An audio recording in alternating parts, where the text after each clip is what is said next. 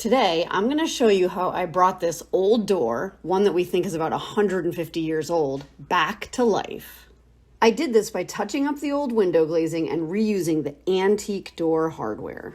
My husband and I recently purchased this duplex built in the later part of the 19th century, and there are antique gems all over it. This is pretty cool, this old bell. This historic building still has its original front doors. And although the hardware is intact, it's in really rough shape and has probably been painted over dozens of times. And the door handle is very cool, antique. Before starting a restoration project in any old home, you've got to test for lead in the paint first, and before you start working, so you can take the proper precautions. To do this, expose some of the layers of old paint that you're going to come into contact with, grab one of the test sticks, and some white vinegar.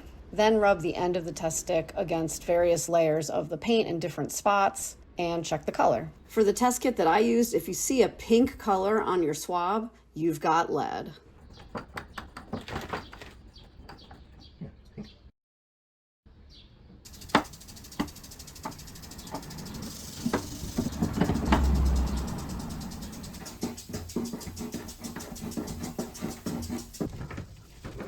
I became obsessed with reviving this vintage doorbell. It was first patented in July of 1872. So cool. All right, so now I have the fixtures removed from the door. They're covered in paint. So I'm gonna use an old crock pot to clean all the paint off. I bought this for about $4 at a thrift store. I'm gonna put these in there with some water and a few drops of Dawn dish soap. And I'm gonna let it sit for at least 4 hours on low and see how loose the paint gets. I'm never gonna use this crock pot for cooking after this. And I'm gonna run it outside for ventilation just to be safe, since we're dealing with lead paint. Make sure all your pieces are submerged completely. And heat on low for at least 4 hours. So these were heated up about 4 hours. Then we just let it cool overnight. Okay, so here's where I went wrong initially. Cooling everything overnight was not part of the instructions I had gotten, but I had just run out of time. I could still get the paint off, but it wasn't coming off as easily and cleanly as it would have if I had been working with these pieces while they were still hot. Take two. So this piece is pretty hot to the touch. This one just stopped steaming, so it's definitely coming off a lot more like putty than it was when I had let it cool all the way. So definitely set aside some time so that you can catch it while the pieces are still hot. I started this job with a toothbrush and a steel pipe cleaner, not knowing how soft the paint would be. Definitely toothbrush, not good. You really need something like this.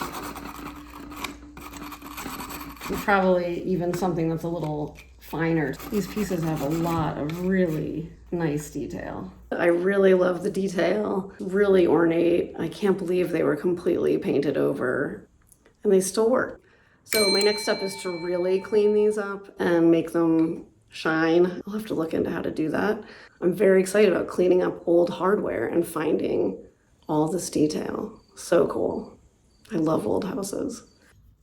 Unfortunately, removing all the old paint layers exposed a lot of this old hardware to oxidation and rust, probably more than what they had on them originally. So to tackle this rust, I am going to use a product that someone recommended to me, Evapo-Rust, which apparently uses the science of chelation. So all you really have to do is soak it and voila, it works. So we'll see.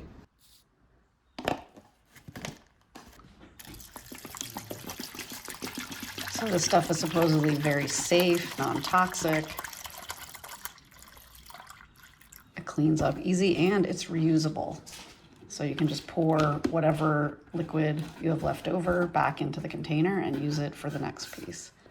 So we'll let that sit. The directions say anywhere from 30 minutes to 12 hours, depending on the rust, but we'll see how clean it gets.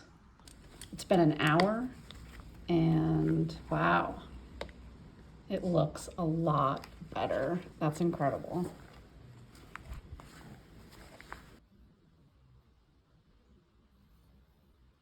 I repeated the Evapo-Rust treatment with all of the hardware pieces. Each piece that you treat with the Evapo-Rust needs to be rinsed off really thoroughly and then dried well with a cloth. I found that Evapo-Rust worked really quickly. I was really impressed, and it was also really easy for me to use. And I did not see any signs that the Evapo-Rust damaged any of these pieces.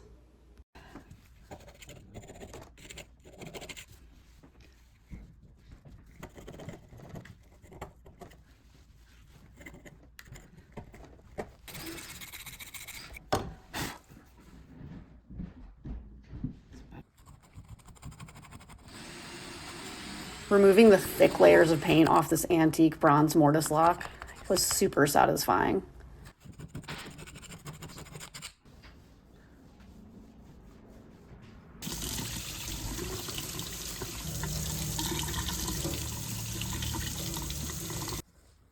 This mortise lock quickly became my favorite piece to work with. Reviving the antique bronze finish on this piece and the matching doorbell cover was a really fun part of this project. Possibly the best aspect of working with Evapo-Rust is that at the end of the project, you just pour it all back in the bottle until you need to use it again.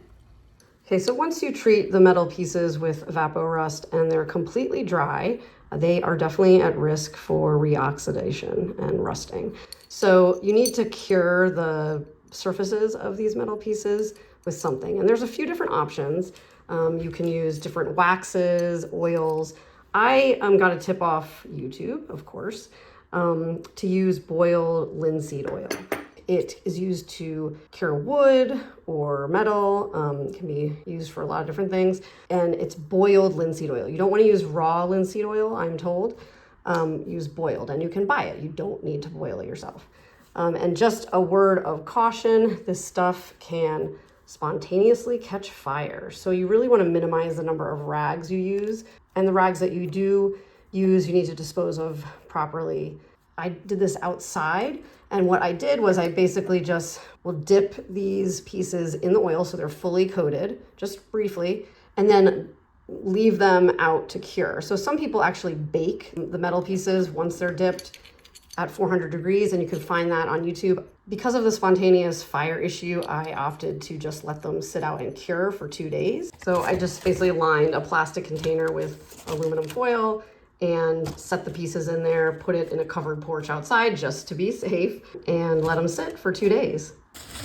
So this piece has been cured for 2 days with the linseed oil. It's supposed to have a pretty thick coating. Once it cures, it really penetrates the metal.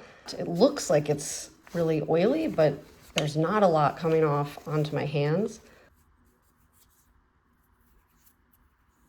I also got the screws done. Yeah, that is gonna look really nice. Okay, so the front door is ready to prime. I'm gonna use an oil-based Kills for this. I'm probably gonna leave a lot of the texture on this door because it's an old door, and I think it brings out the character. Some of the edges on these window panes are pretty rough, so I'm gonna be reglazing them, but I'm gonna do that after this first coat of primer. That will help that glazing really stick. So I'll be getting a lot of paint on here, but I'll be scraping it off.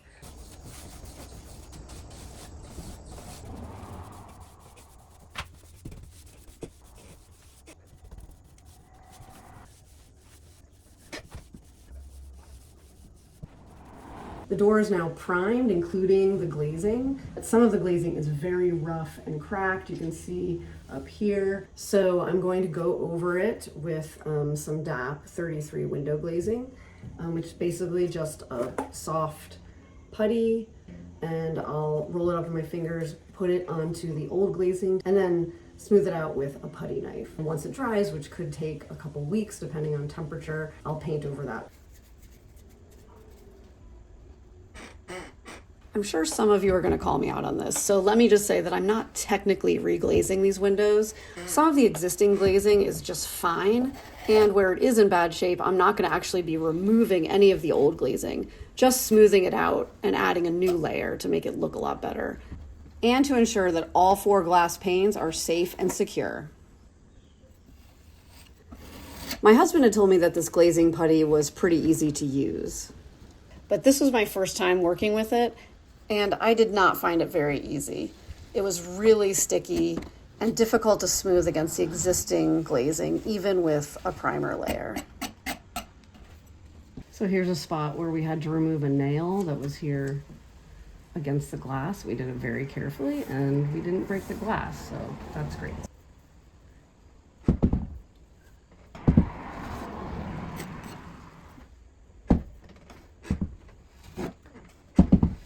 So obviously the key is to know when to stop, which I have not learned yet. Okay, that looks better.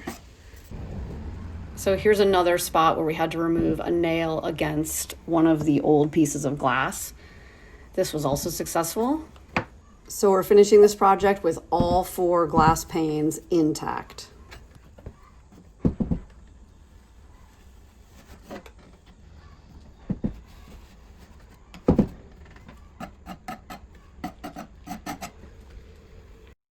For my first window glazing job, I am happy with it. It's by no means perfect, not the smoothest window glazing I have seen, but moving on to primer and top coat. For the 2 layers of primer on this old door, we used Kiehl's Original, so it's an oil-based primer rated for exterior and with a high degree of stain blocking. For the top coat, we used a Valspar Defense, which is water-based. And I'm really excited about the color that we chose for this 150-year-old door restoration. It's a super jazzy red. I mean, literally jazzy red. That's what it's called. The door had been painted red at one point in its early life, and it felt right to bring it back to that and give this old 19th century building a pop of color. Next, it was time to clean up these windows from my messy primer job. And as I show you this, it's important to point out that not all window scrapers are the same. My favorite is actually this really cheap yellow one by Stanley. It does a good job of keeping the blade in place, which a lot of scrapers I've used do not do well. I'll put a link to this item in the description. Now for the best part of any restoration project, putting it all back together.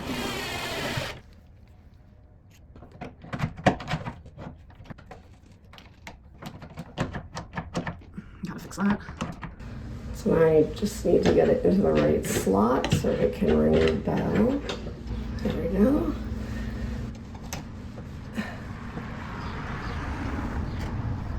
It was originally installed upside down, but we're gonna go with it. And unfortunately, these old screws are flathead screws.